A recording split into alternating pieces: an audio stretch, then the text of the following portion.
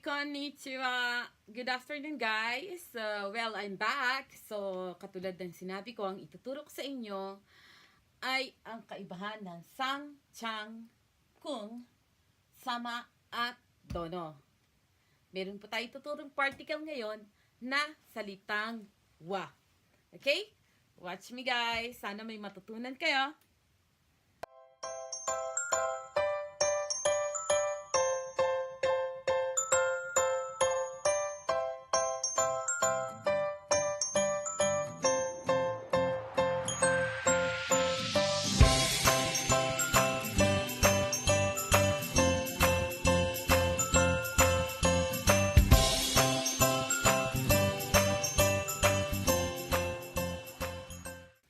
Okay, konnichiwa. Magandang tanghali. Good afternoon. Magandang hapon. Okay po. So ngayon, katulad ng nagdaan, ang tinapik po natin ay tungkol sa family members or family tree. So ngayon, sabi ko nga, ituturo ko sa inyo kung ano yung kaibahan ng sang, nung chang, nung kung, nung sama, at nung dono. Kasi maraming nalilito dyan, no? Kaya ko ito ang ituturo ko kasi ito yung idudugtong nyo sa mga pangalan at sa family tree kapag ipapakilala nyo rin sila. At ito ay naririnig nyo sa pang-araw-araw na paggamit ng niyonggo at kahit sa oras ng trabaho o sa lugar ng trabaho ay ginagamit ng kahit sino. Okay, let's begin! So, yung sang. Saan ba ginagamit yan? No? So, yung sang or yung chang, pero more on, maririnig niyo yung sang. This stands for Miss or Mr. Miss, Mr. or Sir, Ma'am. Ano? Pero hindi nyo pwedeng sabihin na shacho na yung tao. Well, shacho is the big boss or the president. E sasabihin nyo pa rin na sacho-sang. Maiba na lang kung siya ay napapag-usapan sa isang asoko no shacho-sang, yung may-ari doon o kaya yung big boss doon, pero hindi na dinudugtungan ng sang ang shacho. Okay? Bonus yan. Kasi marami kong nariringgan na shacho-sang, shacho-sang, shacho na nga eh. Malaki ang ibig sabihin nun. Okay, so yung sang, saan ba ginagamit yan? Yan ay parang represent nila sa Miss or Mr. or Sir, Ma'am. 'Di ba? So, yung chang, ito ginagamit to sa mga may edad, sa mga, halimbawa, yung iginagalang, yan, pwede yan, sang. So, yung chang naman, saan yan? Ito ay ginagamit sa mga bata. O kaya, sa bata sa'yo or batang babae, no? Batang babae. Halimbawa, mas bata sa akin ng 2 taon, pwede ko siyang tawagin ng chang. Pero, kapag may edad sa akin, sam yun.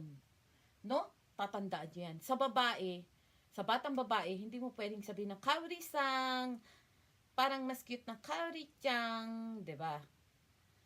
Hindi mo naman pwedeng sabihin ng mama-chang, hindi. Mama-sang, diba? So, kung si kaori ba ay edad 70, pwede mo ba siya sabihin kaori-chang? Hindi, diba? Hindi naman cute. Pero pag siya ay edad 7, sa age ko, pwede ko siya tawagin ng kaori-chang. That's the difference of sang and chang. Yung chang, pambata. Pangbabae. Pambatang babae.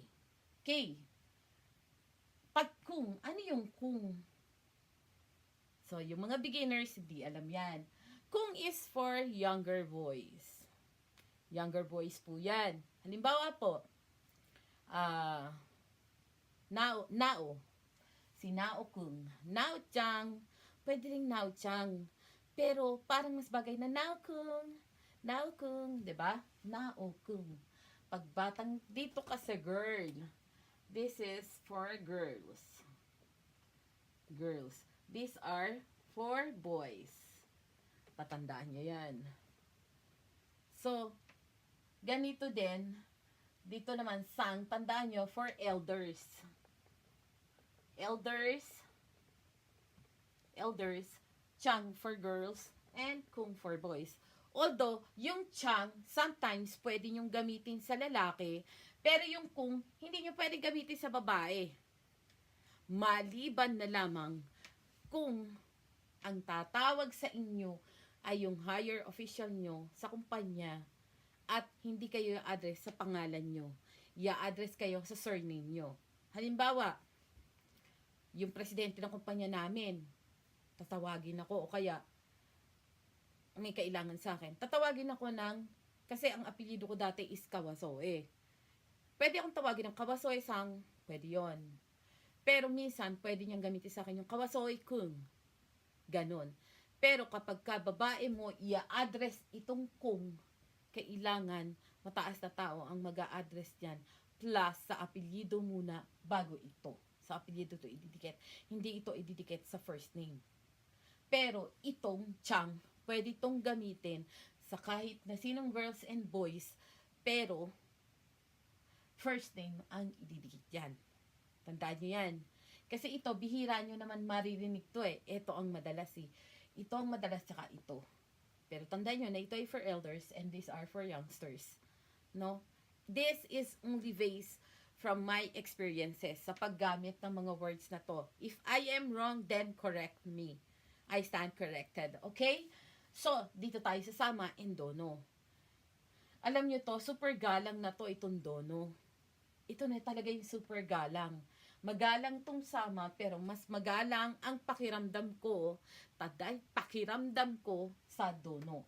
Pag sinabing yung manugang ko, muko dono. 'Di ba? Dono. So, pihira yung marinig yan.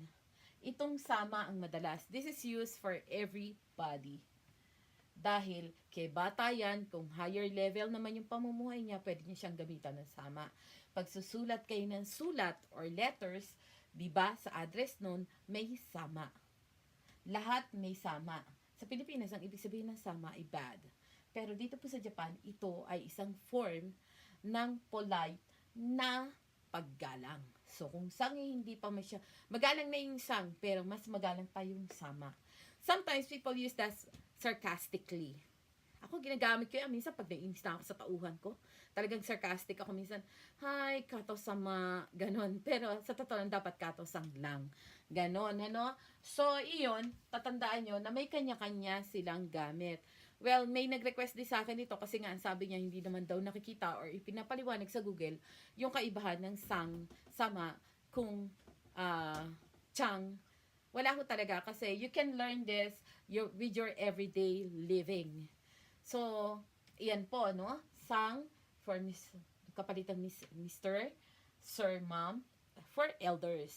Kaya nga, uba-sang, oji-sang. Pag naman tatay or nanay, oto-sama, oka-sama, oji-sama, uba-sama. Ganon. So, usually sa mayayamang pamilya, they always use, lalo na yung mga helpers na, oksama. Diba? Okay, nakalimutan ko palang ituro doon sa family tree. Ito, pahabol po to. So, I hope na intindihan nyo na yung pagkakaiba niya. Kay pahabol to, no? Ang husband is dana, or oto.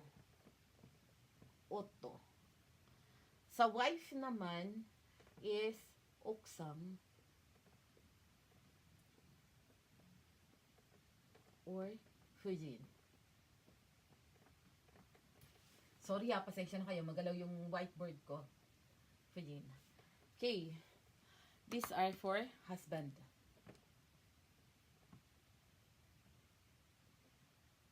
And these are for wife. Okay. So, sino yung nag-comment? Ay, sino yung nag-message?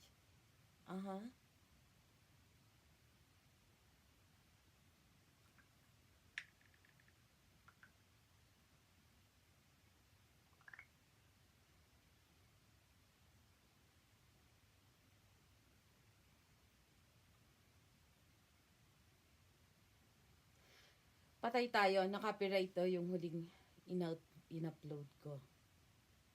Nabura na siya.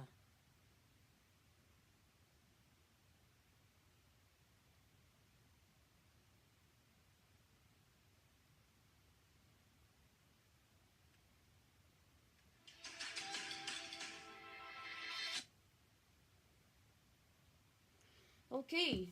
So, pasensya na kayo ha, may interval. Nag-message kasi yung bayo ko. Nakapiright daw yung huling in-upload ko. Okay, so let's go back. So, yung done na, actually pala double N pala to. Done na, oto, husband. No? Done na, sang. Done na, sama. Ito, ginagamit ito kapalit nung halimbawa may-ari ng company, pwede din ginagamit yan. Sa mga maliliit na company, they usually use that. Medyo complicated, pero dana sama, dana sang, tapos oto. Watashi no oto. Or, shujin. Ito, shujin. Pwede din yan na shujin. Pag ikaw ang magpapakilala sa asawa mo, hindi mo gagamitan ng sang or sama. Kasi asawa mo yon. Okay, sa oksang naman, sa hujin, watashi no oksang. Or kaya, yung oksang, may sang talaga yun eh. Kaya hindi pwedeng oksang-sang.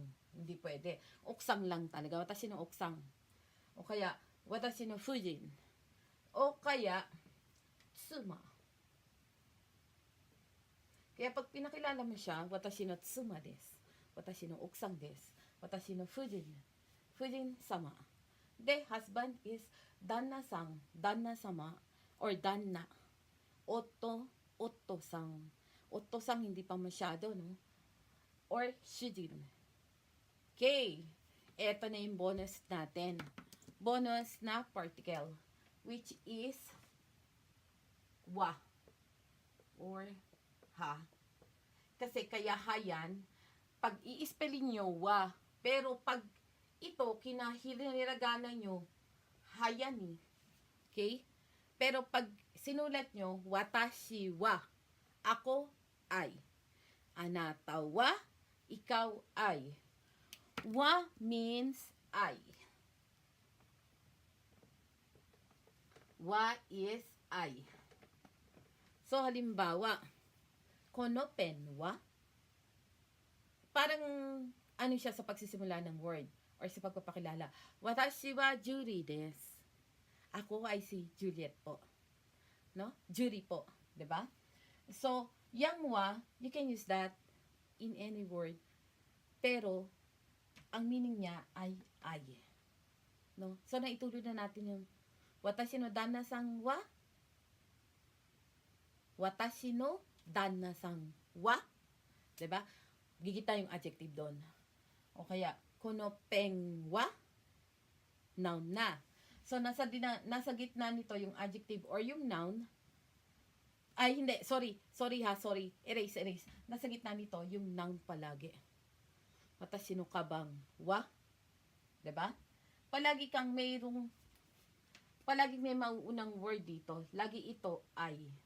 Tapos may word yan, tapos dito. No? Pasensya na kayo, hindi kasi ako particular sa verb, adjective, or noun. Kasi hindi ako naging seryoso ng pag-aaral ko dyan. Pero so far, ito po yung alam ko sa wa. Siya ay. Okay?